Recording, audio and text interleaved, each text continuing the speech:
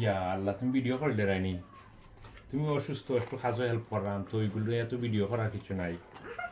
আর তুমি যে ভিডিও করায়, তোমার এই ভিডিও মানুষ ভালো হইতো না তো, কারণ বর্তমান জমানায় মানুষে নিজের বউ তো অন্যের বউরে কাজও হেল্প করে বা কাজও সাথ দেয়।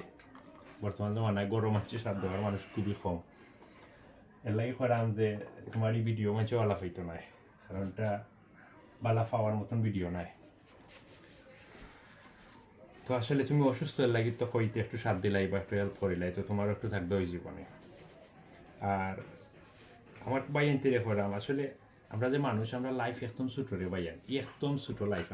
আমরা খেয়ে কদিন বাঁচমু জানি না।